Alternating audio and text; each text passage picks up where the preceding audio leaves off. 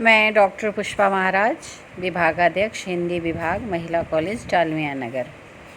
आज मैं आपको 6 पेपर में साहित्यालोचना सिद्धांत के अंतर्गत जो आपको गद्य की कुछ विधाएं पढ़नी हैं, उसमें मैंने संस्मरण रेखा चित्र वगैरह के बारे में आपको पहले बता चुकी हूँ।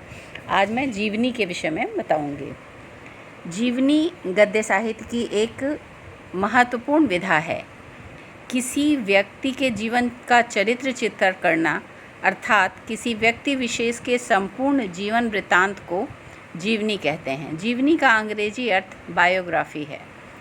जीवनी में व्यक्ति विशेष के जीवन में घटित घटनाओं का कलात्मक और सुंदरता के साथ चित्रण होता है। जीवनी इतिहास, साहित्य और नायक की त्रिवेणी होती है। जीवनी में लेखक व्यक्ति के संपूर्ण जीवन और यथेष्ट जीवन की जानकारी प्रामाणिकता के साथ प्रस्तुत करता है।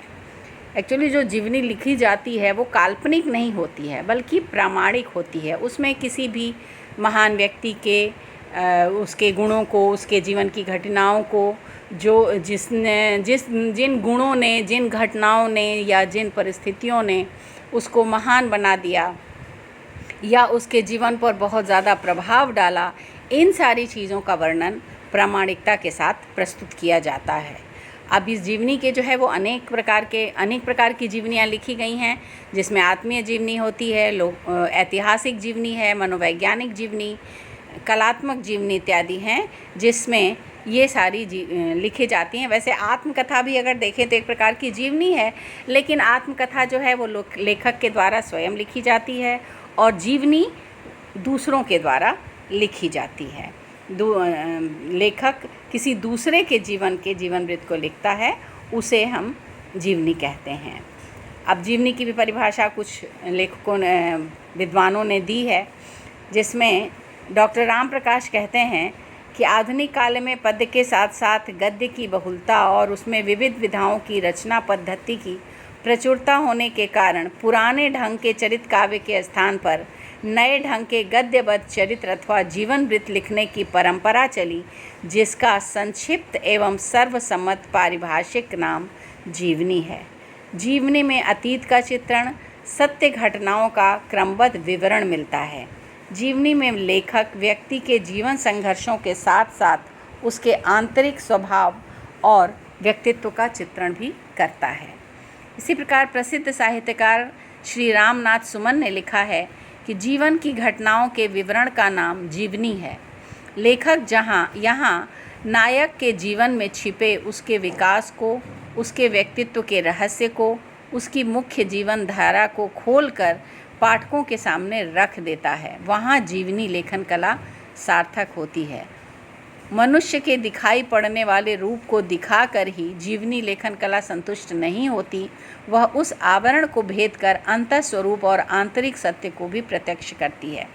जीवनी का मतलब ये नहीं है कि सिर्फ उसके जो कुछ भी दिखाई दे रहा है ऊपर से, जो उनकी अच्छाइयाँ हैं, उनकी महानता हैं, केवल उसको ही प्रस्तुत कर दिया जाए, बल्कि उसमें जो उनके आंतरिक जो उनके गुण हैं या अवगुण हैं, उन सारी बातों को भी जहाँ दिखाया जाता है, उनके अंतः स्वरूप को जहाँ दिखाया जाता है, उसे ही वो सार्थक जीवनी मानी जाती है। बाबू गुलाब राय ने जीवनी के उपयुक्त स्वरूप को ध्यान में रखते हुए उसकी परिभाषा इन शब्दों में प्रस्तुत की है। जीवनी घटनाओं का अंकन नहीं बल्कि चित्रण है। वह साहित्य की विधा है और उसमें साहित्य और काव्य के सभी गुण हैं। वह एक मनुष्य के अंतर और बाहर स्वरूप का कलात्मक निरूपण करता है। गुलाब राय का भी यही मानना है कि वह जो है वो मनुष्य के अंतर और बाहर, मतलब उसका स्वभाव क्या है, उसकी सोच क्या है, ये इन सारी चीज़ों का भी वर्णन उसमें कलात्मक रूप से किया जाता है, वही जीवनी कही जाती है। तो जीवनी जो है वो एक गद्य साहित्य की ऐसी विधा है जिसमें कला, आलोचना और विवेचन की मिली जुली प्रक्रिया होती है। अतः उसके तत्वों का निरूपण ना तो उपन्यास, कहानी और नाटक आदि की भांति हो सकता है और ना ही निबंध या आलोचना की भांति उसकी कोई कसौटी निर्धारित की जा सकती है। इसका अपना एक प्रारूप है, जिनमें कथा, चरित्र, गुण, विवेचन सब कुछ रहता है। अतः जीवनी लेखक को कुछ अनिवार्यता का ध्यान रखना पड़ता है, जिनके बिना जीवनी एक पूर्ण और सफल जीवनी नहीं बन सकती है। ये वही अनिवार्यता है कि उसके अंतः जो गुण हैं या अवगुण हैं या उनकी जो परिस्थितियां हैं, इन सब की प्रामाणिकता के साथ जहाँ किसी के चरित्र के विषय में लिखा जाए, किसी का चरित्र चित्रण किया जाए, तो वही होती है जीवनी। वर्तमान समय में जीवनी साहित्य एक लोकप्रिय विधा है और इसके लेखन वैज्ञानिक दृष्टि और प्रामाणिक तथ्य होना आवश्यक है। लेखन की कला में जितनी कलात्मकता होगी, वह जीवनी उतनी ही प्रामाणिक। हमारे यहाँ जीवन चरित्र लिखने की विशेष परंपरा नहीं रही है। व्यक्तिकालीन वार्ताओं, नाभादास का भक्तमाल आदि ग्रंथों में जीवन संबंधी इतिवृत्त मिल जाते हैं। वास्तव में जीवनी लेखन का आरंभ 19वीं शताब्दी के अंत से होता है।